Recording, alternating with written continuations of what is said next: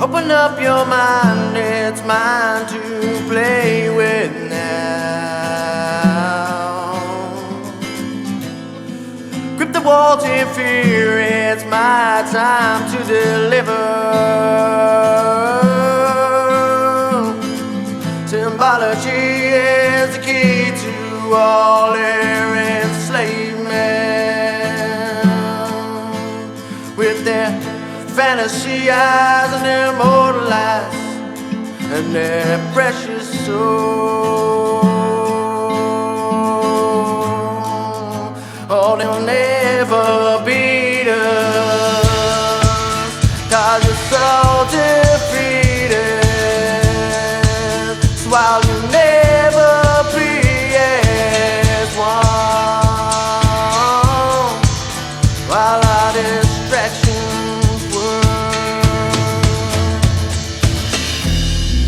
fear is in their hearts, the people's power. Oh, they'll shut their own in fear if we ever come to realize that technology is the key to all our enslavement. Square box eyes in a lives and your depressive soul.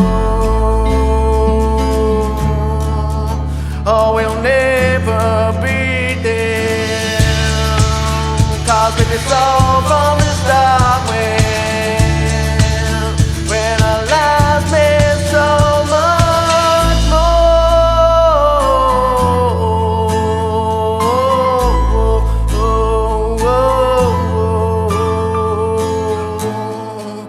Well, if we beat them, we have our lives back to some remnants of a life that once was.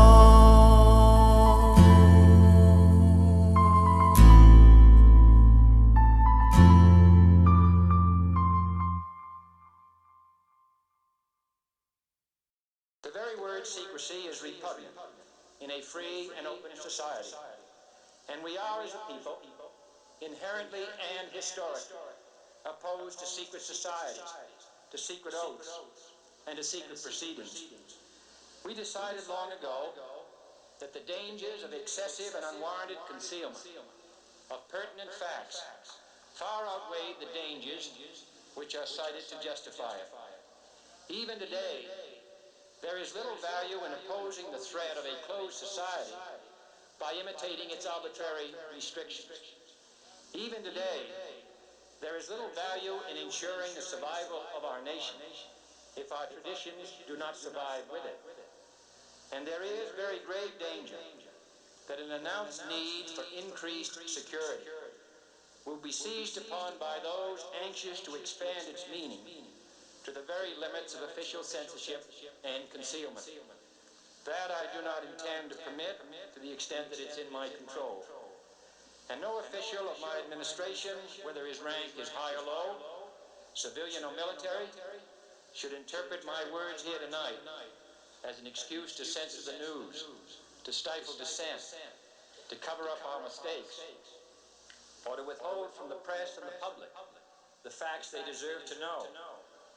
But I do ask every publisher, every editor, and every newsman in the nation to re-examine his own standards and to recognize the nature of our country's peril. In time of war, the government and the press have customarily joined in an effort based largely on self-discipline to prevent unauthorized disclosures to the enemy. In times of clear and present danger, the courts have held that even the privileged rights of the First Amendment must yield to the public's need for national security. Today, no war has been declared, and however fierce the struggle may be, it may never be declared in the traditional fashion. Our way of life is under attack. Those who make themselves our enemy are advancing around the globe. The survival of our friends is in danger. And yet no war has been declared. No borders have been crossed by marching troops. No missiles have been fired. If the press is awaiting a declaration of war before it imposes the self-discipline of combat conditions, then I can only say that no war ever posed a greater threat to our security. If you are awaiting a finding of clear and present danger, then I can only say that the danger has never been more clear, and its presence has never been more imminent. It requires a change in outlook, a change in tactics, a change in missions by the government, by the people, by every businessman or labor leader, and by every newspaper. For we are opposed around the world by a monolithic and ruthless conspiracy that relies primarily on covert means for expanding its sphere of influence, on infiltration instead of invasion, on subversion instead of elections, on intimidation instead of free choice, on guerrillas by night instead of armies by day.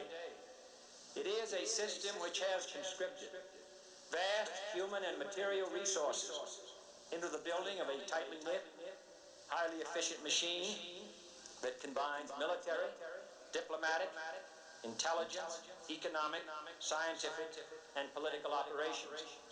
Its preparations are concealed, not published. Its mistakes are buried, not headlined. Its dissenters are silenced, not praised. No expenditure is questioned, no rumor is printed, no secret is revealed. It conducts the Cold War, in short, with a wartime discipline no democracy would ever hope or wish to match. Nevertheless, every democracy recognizes the necessary restraints of national security. And the question remains whether those restraints need to be more strictly observed if we are to oppose this kind of attack as well as outright invasion. For the facts of the matter are that this nation's foes have openly boasted of acquiring through our newspapers information they would otherwise hire agents to acquire through theft, bribery, or espionage. The details of this nation's covert preparations to counter the enemy's covert operations have been available to every newspaper reader, friend and foe alike.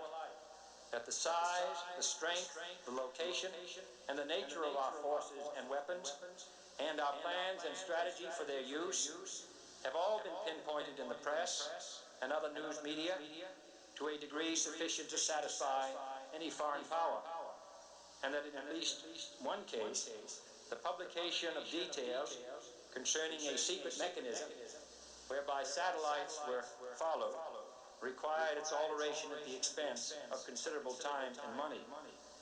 The newspapers which printed these stories were loyal, patriotic, responsible, and well-meaning. Had we been engaged in open warfare, they undoubtedly would not have published such items. But in the absence of open warfare, they recognized only the tests of journalism and not the tests of national security. And my question tonight is whether additional tests should not now be adopted. That question is for you alone to answer. No public official should answer it for you. No governmental plan should impose its restraints against your will.